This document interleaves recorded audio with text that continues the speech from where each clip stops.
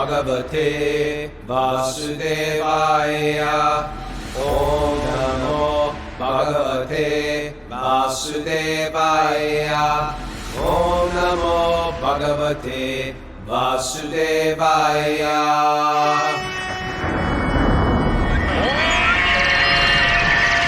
Come on! Live from beautiful downtown Maharashtra, India, this is Wisdom of the Sages. Thank you. Your daily yoga podcast with your host, Raghunath, and co-host, Kaustubha Das. And we have a very special guest today. Our very special guest is I'd say world famous Kirtan singer. I almost made the cut. Travels all over the world chanting. And he's loved and respected. And I can give better than a bio, better than any bio he's going to send me to read off. I'm going to tell him the truth. That I'd say, not that bios aren't the truth.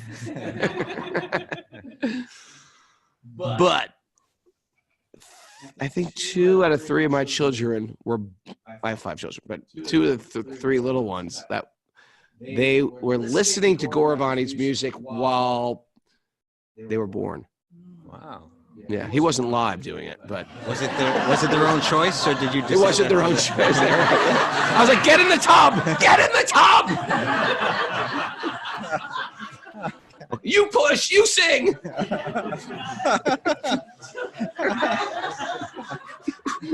Hare Krishna. Hare Krishna. I had one tub birth, and it was like really like it was frantic. The lady was like, all right, it's time for you to get in the tub. I don't know what's going on. You had a tub birth. Some lady. Who are we talking about? What? You had a tub birth. Well, some lady was there. When you're married, you become one. Meanwhile, I'm over here trying to figure out what part of the Bhagavatam we're talking about. Oh, it could take some time before we get there. I'm just saying, my wife had a tub birth. Every time we missed the tub. You know what I'm talking about, moms? Yeah. You got the tub. It's not, you don't go to the tub. You just miss the tub. It's called missing the tub. So, the midwife was like, "You got to go get in the tub." And I was like, well, what about me? Do I stay out of the tub or in the tub? He goes, "No, you get in the tub." And I started taking off all my clothes. I just never been in a tub with clothes. She's like, "Keep the clothes on, please, and get in the tub." It was. So if you're new to this show, welcome. This is the Srimad Bhagavatam class, believe it or not. Where we talk about birth, death, old age, and disease. Yeah, so we had to start off with birth. What's coming next? Oh, disease is coming. It's coming. Birth, death, disease, and birth, death. Old age. Old age, okay. Old age, and then... Okay, so I love Gaura Vani, and I have the good fortune of doing a lot of programs with him throughout the course of the year, but we do this every year together. He comes, and he's got a group of people he's on pilgrimage with, and before we forget, why don't we go ahead and tell people where they can connect with Gaura's music and all of that? Yeah, I mean, Gaura, why don't you share, because you probably better way of saying it. Well, thank you. Thanks for having me. Happy to be here. The latest project that I'm working on is with a group called Hanuman. So you can check out the Hanuman. We have 2 records, and we love the Hanuman. Got a couple singles. We got a new single out called Euphorian Mahamantra. You can check that one out. It's with Vishwambar leading a really sweet Mahamantra. Vishwambar does our closing music with the Mind voice. Not live. We on Spotify. And we have a new track that we're working on coming out soon. It's kind of like it's Om Namo Narayanaya, kind of like chant down Babylon kind of reggae, cool reggae tune. All right. And I'm working on new solo projects, starting to come out with songs coming this year. So my favorite stuff is you just singing with a guitar. Thank you, sir. And they should go to gauravani.com. Yeah, I mean, all the streaming, whatever, my music's on the streaming stuff, gauravani.com, Gaura Vani Music on Facebook, Instagram at Gaura Vani. Am I supposed to have a Spotify? Like, what is it called? Snapchat? What am I supposed to do here? I don't know. I don't Snapchat yet. What's my? I don't know if I'm behind or cool. TikTok. I don't know if I have a You're not TikTok. TikTok? Oh man, he's not on TikTok. Get him off the show. That was for the people on TV. No, but as you start practicing bhakti, you start, after a while, gangster rap doesn't sound good anymore. Certain things when they're just talking about killing and the hoes and bitches, you don't want to hear that stuff. And so Gaura Vani has like, whenever I got downtime for the mind, my whole family actually loves to enjoy Gaura Vani's music, and his children sing with him. He's from a devotional dynasty. He is. His father was continuing devotional dynasty. His birth father was a famous great kirtan leader, great artist, personally trained by Srila Prabhupada in the devotional arts. His mother, also a brilliant artist and just a beautiful woman and great. People should check out her thing, Urban Devi, which she has, groups for women that are just bhakti groups for women. She's just a great, great soul. And now his children, he's married into another dynasty. He's married into another dynasty. I knew your wife, because I knew your wife's dad. Your wife was like, because he sells cars or sold cars. I don't know if he still does. But when we were brahmacharis, we bought our van from him, and we went to his house, and I met your wife there. She was like 12 or 13 or something like that, or 14. And yeah, it's like, I think people like me and Kaustubha, I can speak for myself. I always wanted to have a devotee family, like parents that were devotees. I think it'd be cool. Sort of growing up chanting. It's cool now, but when I was, in Gurukula at 4 years old, it was a bit of a gruel. Yeah. Well, but back then everyone was a little fanatical too. It's true, right? Everybody's a little fanatical.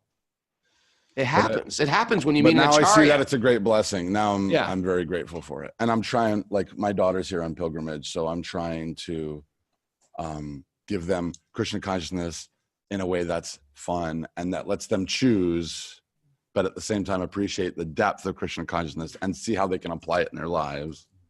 It's interesting because as crazy as it was in the old days of bhakti movement, here we have an incredibly empowered saint, Prabhupada. He comes to the West in the order of his guru, and people meet him and they drop everything in a quite fun. They just leave. It's like the gopis with Krishna. They just walk away. Krishna's playing his flute, and they just take the baby off their breast and walk out the door. Yeah, it was like that type of almost like, and that's why I feel like that's why I got such a culty thing, because people sometimes gave up from being partying and being hippies, and all of a sudden they are like Orthodox monks and having children and raising your children like Orthodox monks. And we some of us like to get fanatical about whatever we're into. Sure. Right. Now, as extreme as that seems, you're the fruit of that also. And because of that, you grew up. I mean, it seemed like lopsided, but there's a downside of that, because now being on the other side of trying to raise kids in a secular world or in secular school, I have to really start thinking, I don't want to send my kids to public school. I want to have to, I homeschool the last couple 2 years or put them through a Waldorf school. But there's always this fear of like, the outside world is crazy. Well, the funny thing is that a lot of Indian-bodied devotees in America do send their kids to public school. Yeah, they do. So I think that part of our fear is culturally, we're afraid they're just going to get subsumed by material culture because it's so easy, with the phone, so. And you're saying that those kids do well. And they do well. So there's some these Indian samskars though too, like generations of people worshiping deities and chanting. And it's something. Yeah, well, I guess what I'm saying is that each one of us has to choose how to create a framework that works for our community, our family, our friends. It's not one size fits all. It's not one size fits all. And I think that's when the fanatical piece can fall away, when people start realizing like, wait, I have to choose. I have to make careful, conscious decisions every moment to hold my life and my family's life at Krishna's lotus feet. It's not, it's not just like a click a switch and like, we got to be super cautious every moment, right? Our association, what we listen to, it's hard. It's easy to fall off the wagon. Some wisdom from a sage right here. Yeah, there we go. We have our own personal sage on the show today. Going back to the point that you made about music, one of my hopes is, I know this is like ridiculous, but you listen to the great bands, whatever, the Beatles, Led Zeppelin, I thought you were Shelter, Carnum Rita. You listen to whatever, we were talking about David Byrne. Me and Joe have a similar taste in music, these kind of artsy offbeat, and you listen to them and you think, how can we present Krishna at the same level, like of quality, of artistic quality, that these, whether it's as a novel or a play or music or a podcast for that matter, or a podcast, it should be better than the best one out there. Not that it should be okay for devotees. It should be, we should actually be crushing the competition. That's the goal. So when I sit down and it's work, not a competition, Prabhu. Krishna versus Maya. Well, I appreciate what you're saying in terms of like skill and quality and all that. We should strive to offer the best. The best. And at the same, and along with that, and what I wanted to share before we get into reading the verses is that your kirtan, for instance, I appreciate it. It is on that skill. I look at the Hanuman. These are all expert musicians. Yourself, expert musician. But at the same time, it's the devotional quality, which is ultimately going to be most important. And I appreciate your devotion. I know you as a person. I don't know you just as a musician. I know you as a friend. I know you as a devotee. And I'm always so inspired by your very sincere, deep devotional sentiments. And so when I listen to your music, I always feel uplifted. I always feel good from it. Thank you. And so I highly recommend listening to Gaura's music. Kirtan is not, it's not an ordinary music. It's invoking the presence of Krishna in the music. Can I tell you an interesting realization I had recently? Yes, please. You guys know the word tattva? So it means like truth, and it's more than truth. Like it's a category of truth. It's like a category of truth. It's like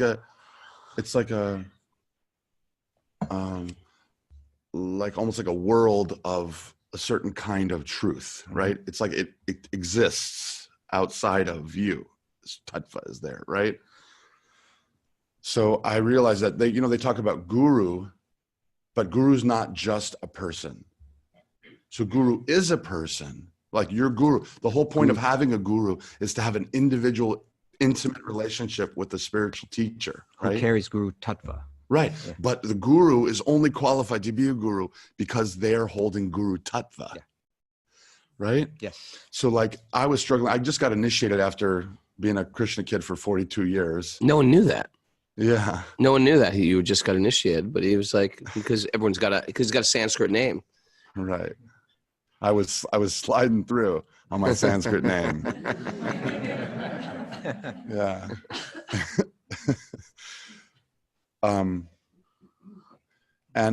So yeah, and after 20 years of being 15 plus years of being an aspiring disciple for Raghunath Swami, I was given initiation. And so I was struggling with this because as growing up as a Krishna kid, you see a lot of teachers who are awesome, and then all of a sudden one day they just kind of slip and stumble, and then guru gets left behind and they just kind of fall down a hill. And there's guru tattva where they left. Mm-hmm. And they fell off. It was like they were holding it and then they dropped it. And there's guru tattva. And they're like, where did they go? It's happened a few times. It's sad. It really breaks the heart, Mm. And for us in a movement where we are following Prabhupada, the fact that this happens, we have to be able to keep our heads straight to understand that if we are connected to this great lineage of teachers, if one or two fall in the battle, we should not be at all surprised, right? It's a great battle. We should not be at all surprised. Prabhupada, in fact, used to call it, when he would give people sannyas, young people sannyas, he said, this is a battlefield commission. As in there's no one left. Okay. You may die out there. Right? Yeah. So I was struggling with that, thinking, how can I make a vow with the experiences that I've had in the past growing up, like I'm making vows to my guru. And a friend of mine, a disciple of Raghunath Swami, said, a guru is not just a person. He's Guru Tattva. He's become a vessel to hold all the Shakti of the gurus in the lineage. And as long as he's keeping humble and staying connected to his spiritual master as a humble servant, he's holding Guru Tattva. So I had this realization that for me, when I'm in Kirtan, I'm holding Kirtan Tattva. So it's not me leading Kirtan. And as soon as I think it's me leading Kirtan, it's like, Kirtan gets left behind. And I'm like, whoa, trying to climb back up the hill. Nam Tattva. Right. Nam Tattva, yeah. So I think there's tattvas like that for all of us. There's like, proper parent tattva. When you're really being a parent, you're actually holding that space for your children, or a husband or wife. There's like the spiritual version, which filled with Shakti. Yeah, so I thought I had this here. It's a great thought. Thank you. It's a great thought. And then there's us, which may not, align with that tattva. So we got to be careful. Shall we dip in? I still like the idea of parents that are like fanaticals, and then we get that it rolls off on us, Shamdas, who passed the anniversary of his passing is just a couple weeks ago, January 19th, I think, depending. It's the same thing. We were coming here to India to see Raghunath Swami, time. And the day before I left, he left his body. Yeah, I remember that day. So we used to have conversations because he had come from a different lineage, and their lineage doesn't have so many young people in doing the spiritual practices. Yeah. And he was talking about how he noticed that Krishna devotees tended to be kind of fanatical back in the day, in the 70s and 80s. And then, and he was kind of saying, you guys shouldn't be so fixated that Maya's everywhere, Maya's everywhere. And then we were talking, I said, well, but one thing is, by putting up that framework around the kids to say outside of this fence is Maya, what happens is you create this cauldron, this what do you call it, crucible, where Kirtan started cooking. The kids, the young people started hanging together. And now there's just you go anywhere in the world to any Krishna temple, and the kids are just second generation kids. Crushing, just no, truthfully, that's what I find that the best Kirtan in the world is the second generation, because they have an American or Western sensibility meets with this, we've been doing this since we were babies. And by the time they're teenagers or even younger, it's incredible. They got the skills and they got the heart. Yeah. But we all still need to convert at some point. Everyone ultimately has to opt in. You got to opt in. On their own. It's a thing. I'm still working on it. I'm trying to Every day we got to opt in, isn't it? Yeah. Every day. For sure. And there's forks in the road, even during the course of the day. Absolutely. To opt in. Let's start. Narayanam namaskritya naram chaiva narottamam devim saraswatam vyasam tato jayam mudirayet. Before reciting the Srimad Bhagavatam, which is the very means of conquest, one should offer respectful obeisances to the personality of Godhead Narayan, unto Narayan Rishi, the supermost human being, unto Mother Saraswati, the goddess of learning, and unto Srila Vyasadeva, the author. Nasta prayeshva bhadreshu nityam bhagavat sevaya bhagavati uttama shloke bhaktir bhavati naishtaki. By regular attendance in classes on the Bhagavatam and by rendering service to the pure devotee, all that is troublesome to the heart is almost completely destroyed. And loving service to the personality of Godhead, whose praise with transcendental songs is established as an irrevocable fact. Om Gyanat Maranandasya Gyananjana Shalakaya Chakshurun Midatam Yena Tasmai Shri Gurave Namaha. You were smiling. Were you smiling at something? Was it supermost human being? No. That one gets me every time.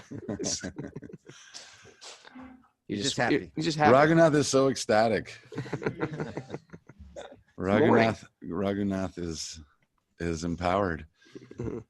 There's certain incarnations that are actually Krishna, avatars, not incarnations, but avatars. Actually Krishna that comes down in different forms. And then there's what's called a Shaktivesh avatar. someone who's just a normal human being, but has been imbued with the Shakti of the Lord. Raghunath is like Shakti in him. Yeah. Want to wrestle? No, I don't. I wonder who would win between Kaustubha and Raghunath. Come on, man. This guy's training. That was kind of a joke. Really? You've got no idea. Oh. I don't know. Kaustubha has a lot of Shakti, though. You start reciting a verse and Raghunath. He's getting me with like mystic stuff. I went to Gurukula. Mystic weapons. With, I don't know if he remembers this. There's a kid named Sarvesh Mahajan. He comes from a long line. The Mahajan family who were like, they've been running Tawako ISKCON and whatever for years. Yeah. So when we were in Gurukula, we were in Gita Nagari, which is a farm community in Pennsylvania. And there's rivers there and stuff. And we would walking through the rivers and stuff. And we saw a copperhead one day. And he said, "Don't worry. I know a mantra to freeze a snake." So Was he serious? I don't know. We all thought it was super cool. You know, it's You know that story of Madhu Mangal and Kalia? no. Please tell. Come on, you know the story, Raghu.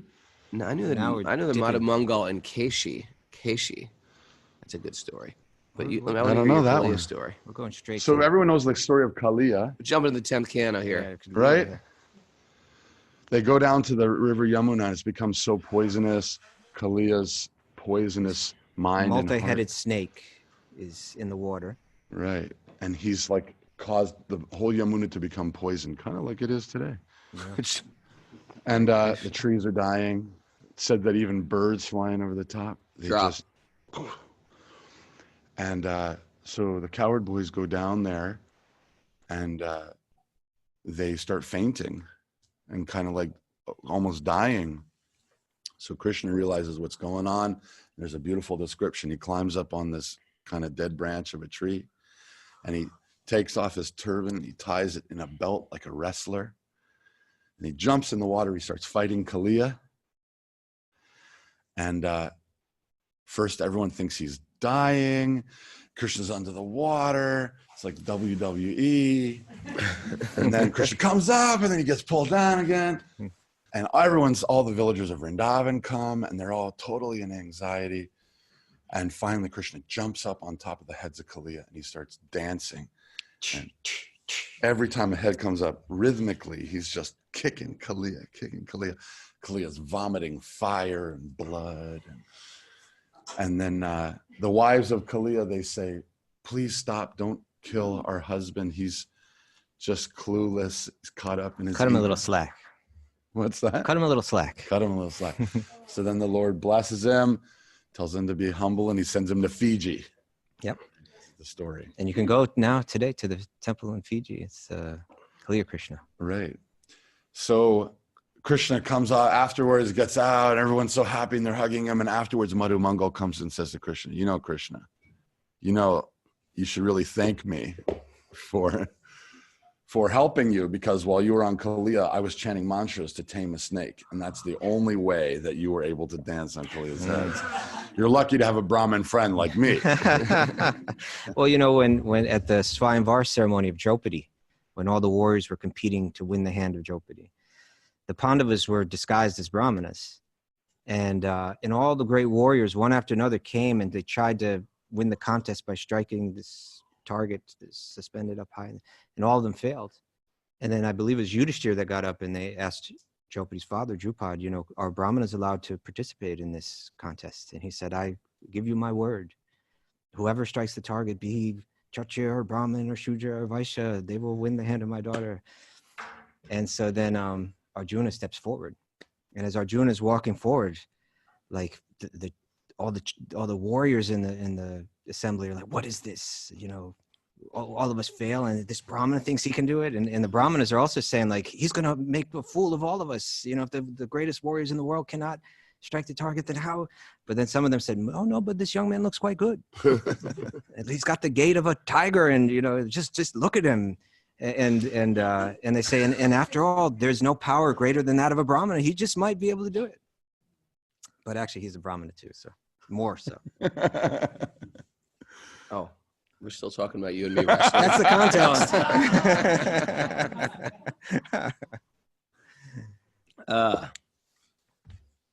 Bhagavatam. Bhagavatam. It's all the Bhagavatam. It's all the Bhagavatam. Sometimes.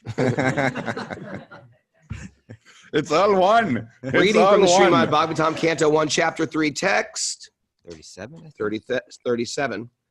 These are some great verses here to wind up this chapter. Yeah. The foolish with a poor fund of knowledge. Great way to put it, isn't it? Yes.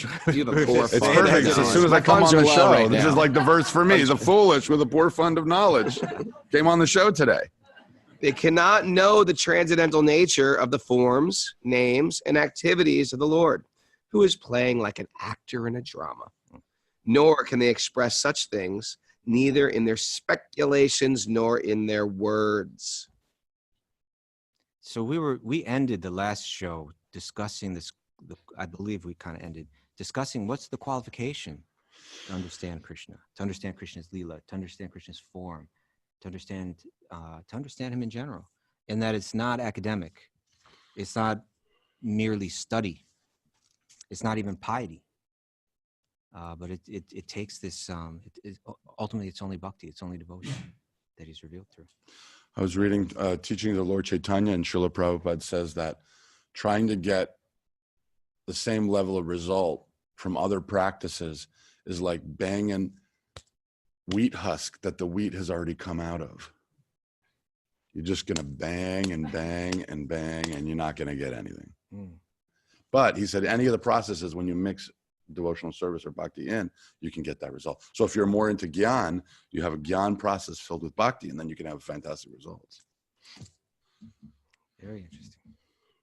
A little purport here. No one can properly describe the transcendental nature of the absolute truth. Therefore, it is said that he is beyond the expression of the mind and speech, and yet there are some with a poor fund of knowledge who desire to understand the absolute truth by imperfect mental speculation and faulty description of his activities.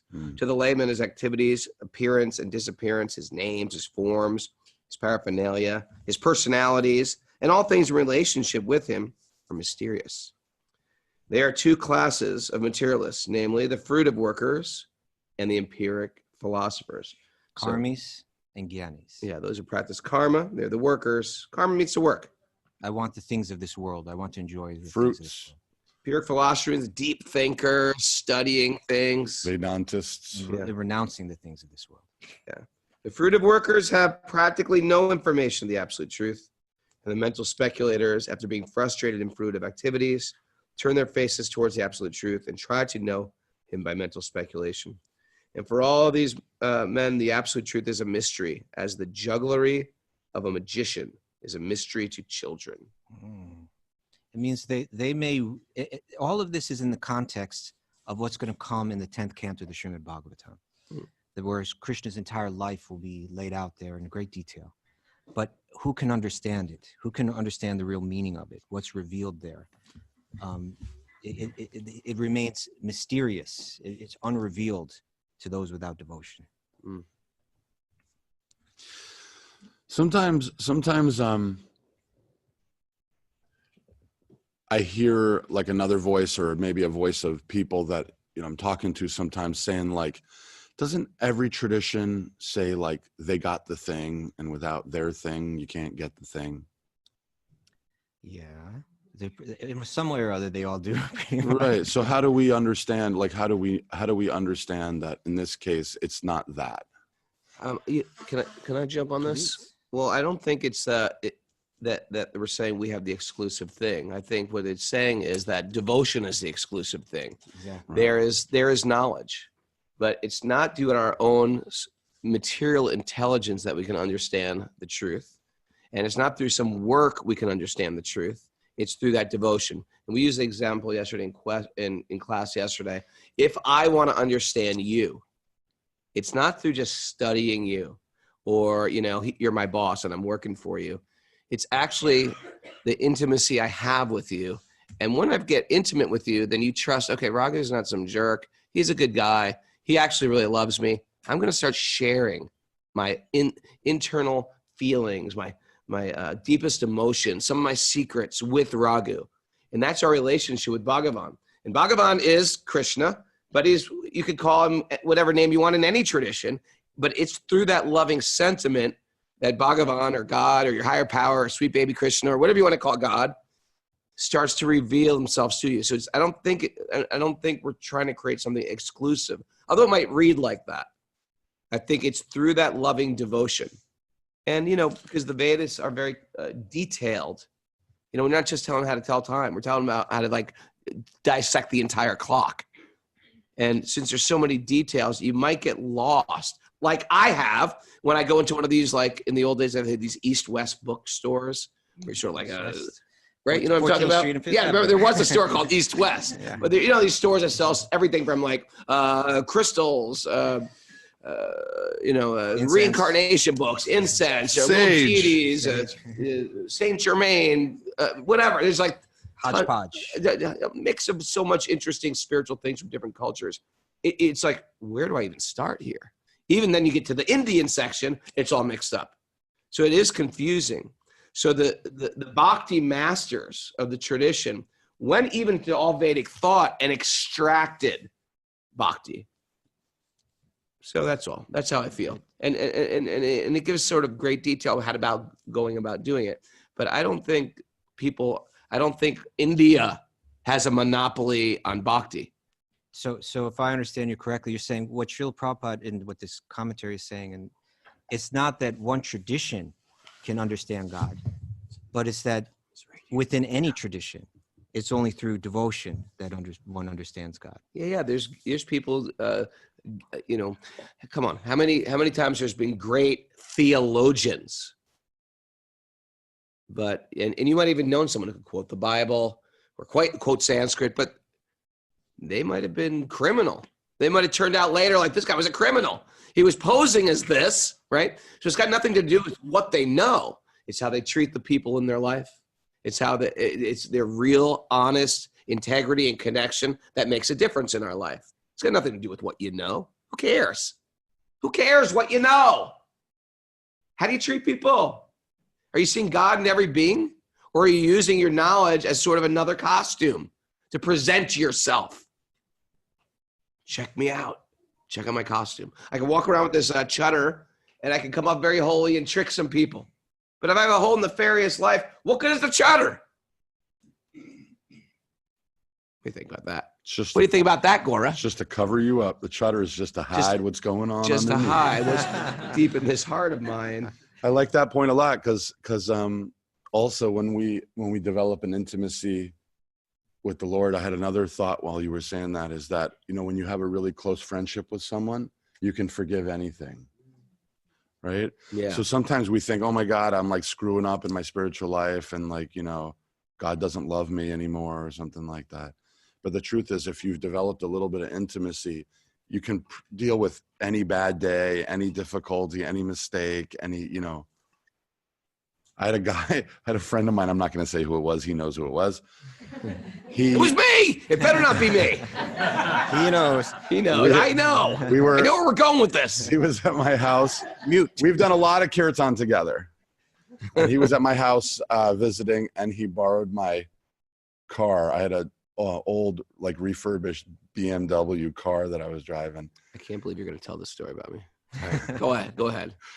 And he borrowed the car to go visit a friend or something. And 2 minutes later, he came walking back. Oh. Yeah. The walk of shame. He drove the car off the road, almost, it could have died. I went down there, this fence stopped the car. He would have literally flipped over into this cement ditch. And because of our, all the hours of kirtan together, I just looked at the car and I looked at him and I just said, I'm so glad you're okay. I mean, what am I going to do? Yell at him? Right. Because we have a relationship. So in the same way, Krishna's like, never mind all that. Never mind that. Oh, okay, never mind that. It's like, it's also putting a friendly face on your higher power, which we might have been programmed to be that, because there is a chastisement the material world gives you from inappropriate activities. But that's not Krishna. I know. So that's why it's a nice way to see it. That's an important thing. I love how you said how you know, you can see how to tell time, but if you want to understand the workings of the clock, it's a whole different level of study, because sometimes, you know, the details are so important. Yeah, for us to understand that Krishna is not punishing us, that we're actually, there's a framework and we're punishing ourselves. I had this realization that the material world is like a refugee camp, right?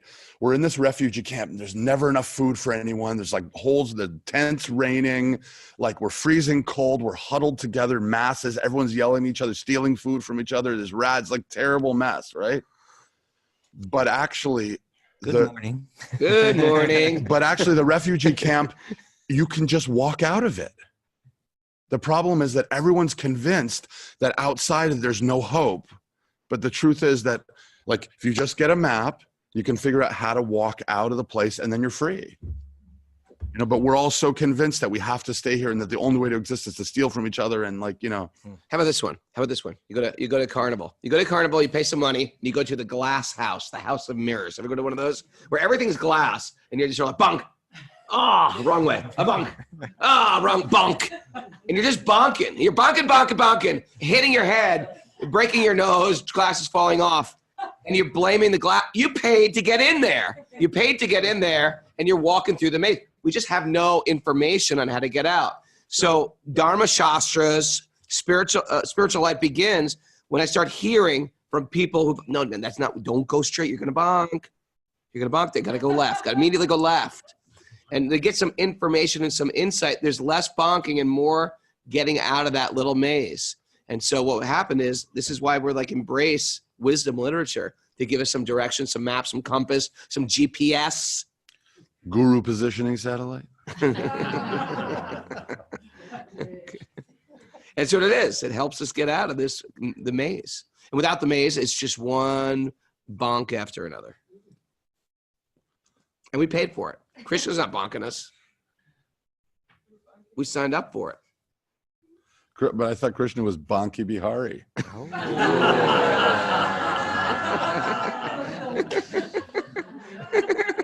There's the direct bunkie and the indirect bunkie. Well, Vivian, one of our Zoomers, is in Actually, she though, works in a bank, and Ranaswamy goes, "Oh, you work at a bank? You must be Banki Bihari." Ranaswamy loves the puns. I begged my wife. We were on the beach in the Bahamas, and Maharaj said, we should do Harinam Sand Kirtan. Bonking. I begged my wife for every kid, please, can we call them Bunky Bihari? And every time she goes, no, we can't. You didn't want to name your kid Bipin Bihari? Oh, Bipin Bihari. What does Bipin mean? Kaustubha, call him the Sanskrit scholar. I'm not a Sanskrit scholar, but I think I know, but I can't remember. It's from that song. It's also from Yashomati Nandana. Vipina. Vipina. It's Vipina. Google it. Aditi. Kruti, come on. Get on this one. Bipin or Vipin. Vipina or Vipina Bipin. Purandara. Yeah, I knew someone named Bipin Bihari. Do we have to unmute her? Yeah. Or you can write on the show. No, I like getting her live. Oh, that's not. You're muting the wrong person. You know that line from Brahma Samhita? My friend Sham Kishore says that one day he wants to name a kid Sviyam Kiya Prakatayatya Pitadvaratra. And you just call him Sviya Kiya Priya for short. Well, the famous story that my kids always laugh at was there was this guy who did not like his name. His name was Nicholas Magripolis. For real. This is just like just a little note here. Raghunath's life is a Dr. Seuss book. Imagine if you were born, and sometimes parents do stuff like that. Nicholas you got a name like this, and your last name is Mr. and Mrs. Magripolis, and so let's call him Nicholas. And so anyway, so he gets a guru, and he's thinking, you know what? Finally, I'm gonna get a new name, and he gets the name Minikatam Ram.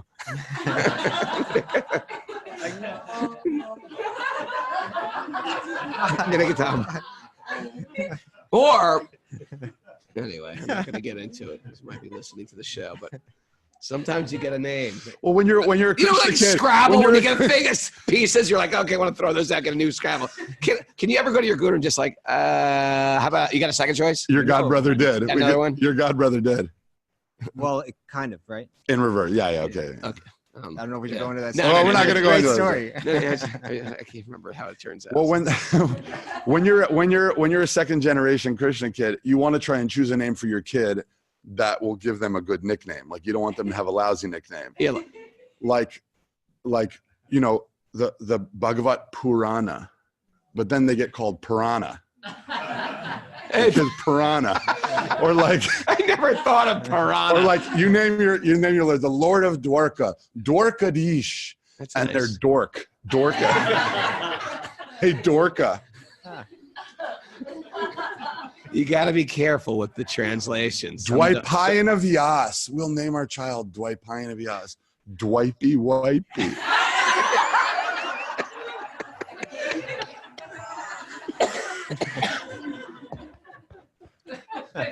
My son's name is Kirtan Singha, and kids are calling him my friend. I'm like, oh my God, I thought I had one without a bad nickname. What do they call him?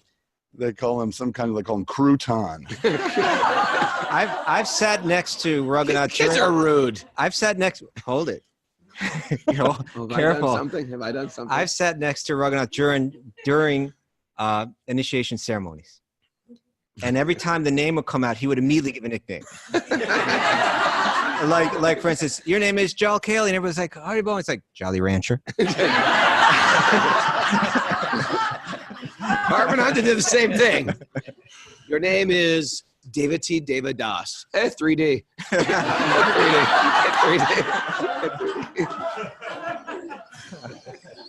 All right, back to the Bhagavatam. You know, this is actually Vrindavan mood. You know, the playful, the joyful. You know, I hope this is not at a inappropriate. But one of the things that happens when you get Gayatri initiation is there's a description of the Lord that he's shooting flower arrows at everyone. That was completely inappropriate. Stop. Go no further. Stop. No, go further. So- you're revealing too much information. So, you know, it kind of hurts, right? This is not saying that he's throwing flower petals at people. He's saying he's shooting flower arrows at people. So Krishna's a cowherd. Cowherds are kind of rough. They play rough. They, you know, wrestling going on. like the jokes that Krishna does, like when one of the cowherd boys is sleeping, Krishna will sneak over and tie his shika to the tail of a cow. Yeah. And then they're like, all right, everybody, time to get up. You know, and the cow's getting this, you know. And then what does his mother say?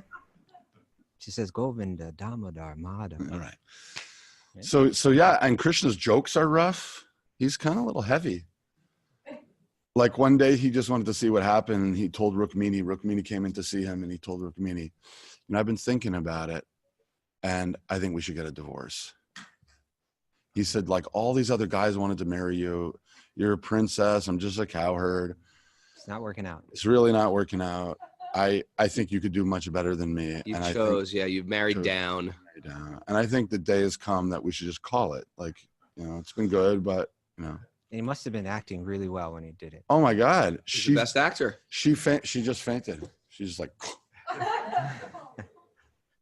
I mean, he must have thought it was funny. Like I don't know. We do that too. It's like straight face humor, lies. Like when I always tell stories about monkeys, and then, and then when they get really engaged, then you got to up the ante. You know, and they're like, then the monkey did this, the monkey did this, and I was like. And then I was like, I think I was telling Mike Stone, who's here. I was like, yeah. And the monkeys were watching this like martial art. They're practically humans. They're watching this martial arts academy. These monkeys going around choking out people, going around choking out everybody. Like, you're kidding? They choke out people. Yeah, one monkey got in the cart. One of the monkeys took the kids. The kid still lives with the monkeys. How much will they believe? And you say with a super straight face, like Krishna did to Rukmini. All right. I would have a better reaction than that, but go on. That's because everyone's thinking, wait a second. This whole thing, it's all a joke. All right. Next verse. Continuing on. Only those who render unreserved, uninterrupted, favorable service to the lotus feet of Krishna. He who carries the wheel of the chariot in his hand Interesting. can know the reference. creator of the universe in his full glory, power, and transcendence. You think he's talking about the wheel of the chariot when he fought? Well, he's not. I mean, a Bhishma, chakra or is the not a wheel of the chariot. Huh? Chakra is not the wheel of a chariot, It's the chariot when he went to kill Bhishma. which means he's breaking his own promise to protect his devotees. What's the Sanskrit? Yeah, it's gotta be, I guess. Calling it out. Let's get it more Saveda clues. datu padavim parasya duranta virasya ratangapane yomaya Rata angapane. Rata, the chariot. On the chariot. Chariot wheel. Acha. Rata angapane. It's definitely chariot wheel. All right, so let's tell the story. Right. Bhishma, the grandfather, was killing everybody, and he was fighting on the wrong team. Wait. You got to start earlier than that. Okay, Shantanu was a great king. Krishna's sleeping. Krishna's taking a nap, and Duryodhana, the head of the evil empire, comes in and sits at his head, waiting for him to wake up. You're going way back, but okay. No, that's just for a second. All right. Sits at his head, waiting for him to wake up. Arjuna comes in, and is like a humble devotee, he sits at the Lord's feet. And Krishna wakes up, and Duryodhana says, Krishna, I'm so glad you're awake. I want to ask you, we're having this great battle. I want to ask you to participate on my side. And Krishna says, wait, hold on one second. I just got up, and I understand you're both here to ask me for help, but because Arjuna was in front of me, I kind of saw him first. So would it be okay if he speaks first? I tell the story backwards. And Duryodhana is like, what? This is ridiculous. I was here, and Krishna said, Arjuna's younger. Please, let me just speak to Arjuna. He's younger than you. Let's just be cultured about this. So Arjuna asks, please, Lord, we want you to participate. This is the battle to determine the future of this whole world, all the citizens. Please help us. The Lord says, well, I'm not going to take part in this battle. I'm not going to fight for either side. He said, basically, you can have my army, or you can have me. I'm not going to fight. But I won't fight. I won't fight. So Duryodhana is like, what? This is ridiculous. How could you give him the first choice? That's crazy. Wow. And Arjuna's like, Lord, I'll take you. I mean, what do we need an army for? We have you. But I'm not going to fight. Doesn't matter, Lord. Whatever. We want you. So Duryodhana's like, yes, I get the army. Yeah. It's So, a contrast between spiritual and material vision. right. We say it makes no material sense. Right. It's one of our hashtags on the show. To win that battle, it would make no material sense to take one person that's not going to fight instead Versus an of army. thousands of people that were great fighters. But Arjuna wanted Krishna. By the way, on a side note, Bipin, which I've wanted to know for a while, means the one dwelling in the forest. It's just right there. Bipin Bihari. He enjoys the forest. That's a Nice. good name. Bipin Bihari. But let us continue the story. So I just wanted to say there's a friend of mine's a evangelical Christian. Okay. And we send each other quotes from our traditions, to encourage each other that we're both doing our best. So he sent me this quote from Corinthians, which I've been appreciating. Corinthians quote here. With some of the sages today. Corinthians is That's the one they read during the marriage ceremonies, Corinthians. the St. Paul. St. Paul, Corinthians 4:10. We are fools for Christ's sake, but ye are wise in Christ. We are weak, but ye are strong. Ye are honorable, but we are despised. Let's hold it. Let's go into that. Start it over again. We are fools for Christ's sake. So we were willingly. Look at that. Raghu's putting up a little Jesus picture for us to meditate on. But ye are wise in Christ. So basically, he's contrasting to say that Materially, we'll be fools. Materially, we're fools, but we're fools for Christ's sake. We're weak. Is that where we got but we're strong. Is that where we got the phrase "for Christ's sake"? Sounds like it. For Christ's sake, Raghu. For Christ's sake, you fool. It's like the highest compliment. you can By the get. way, For Christ's sake, you I fool. have my picture of Christ that I carry in my pocket. All right. The living Christ. The living Christ. With the Sacred Heart. Yeah, it's it's got a good prayer. My wife bought it from here before I left. Can I read it to you? Let's go. Prayer to the Sacred Heart. O Sacred Heart of Jesus, filled with immense love, broken by our ingratitude and pierced by our sins, yet loving us still, accept the consecration we made to you of all that we are and all that we have. Through me and everyone I meet this day, see you, Lord, feel your presence, and experience your love. May I serve by serving others in your name, making all that I do a gift of love. Bhakti. There you go. You know, you could make the argument that Judaism up until Jesus was the big revolutionary shift that Jesus brought was bringing in bhakti again to this ancient tradition, and it completely revolutionized the tradition. Yeah. God is not the judge. God is the Father. And that goes The whole shift. to me. That goes to your earlier the point that you brought up earlier. Is in that commentary, Prabhupada identified 3 different ways to approach God. One was as the karmi, one was as the jnani, but he said only through bhakti can one know him. And Jesus was saying the same thing. Right. You can't buy your way into heaven. Yeah. You know that guy who gave $10 right before he died? He wanted to go to heaven, so he never gave money ever to his church, and he gave $10 right before he died. And he's at the pearly gates, and he's like, "Look again." And St. Peter's like, "You're not on the list." He's like, "Look again, look again." And he's like, "I want to see your manager." So St. Peter's like, "Oh my God!" And he goes and gets Jesus, and Jesus like, "You're not in the book. I don't know what to tell you." And he's like, "I gave money to my church. I'm in the book. I want to see your manager." So they go get God, and God's like, "What is the problem here?" And he's like, "I'm in the book." And they're not. He's not in the book. "I gave money to my church." "Well, how much money did you give?" $10. God takes out the wall. "Here's $10. Go to hell." That's the title of today's podcast. Here's $10. Go to hell.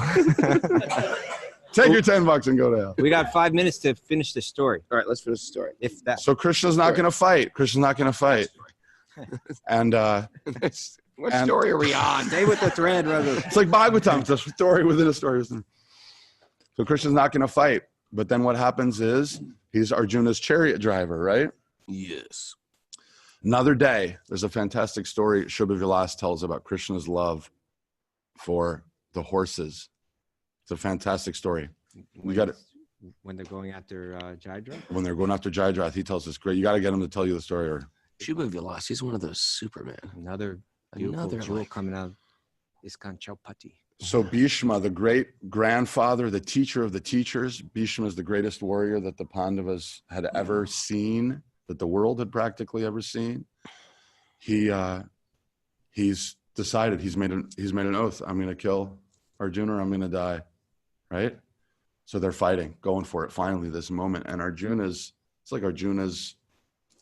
grandfather loved him, But the task to kill him, because only Arjuna could do it. Right. So they're just going for it with everything that they have. And at one point, it looks like Bhishma's going to win and Arjuna's about to die. And the Krishna jumps off the chariot. To hell with my word. Krishna grabs a broken chariot wheel. I mean, Krishna's never stepped off that chariot during the battle the entire time. Bhishma's just completely shocked, right?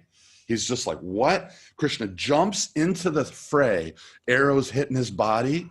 He grabs his chariot wheel and he starts rushing towards Bhishma to club him to death with the chariot wheel. Krishna's just completely like, you're not going to hurt my devotee, even though he just promised. And what happens is Arjuna, of all people, jumps and tackles him. Holding him back. Please don't stop. You have to keep your word. Please, don't break your promise. It's setting a horrible example. You're like, you are Dharma. And you're going to tell, you're saying break Dharma.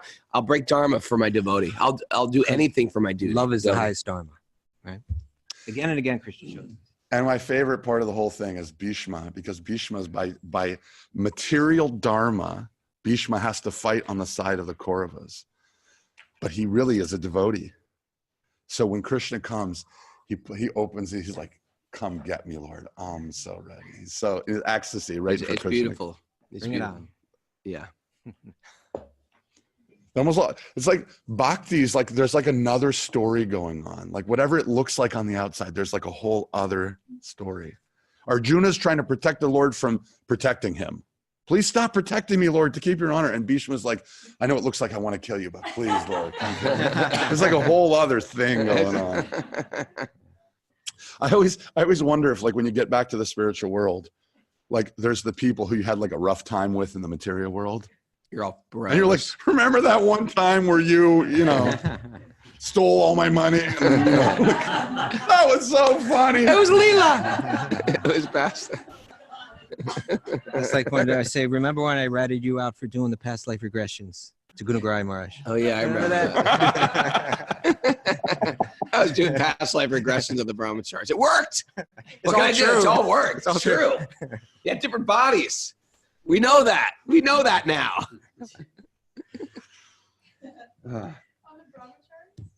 Yeah. We used to get into past life regressions. Was our thing. There we go. Aww. I wonder if Gaura could actually hit this note for us, not just lip sync it. Hey, everyone listening to the show, thanks for joining in on our podcast. Maybe we'll drag Gaura Vani back before we split up. Why not?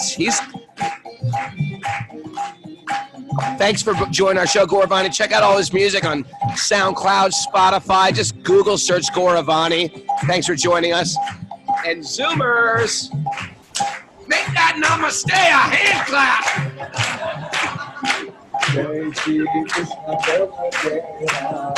Oh!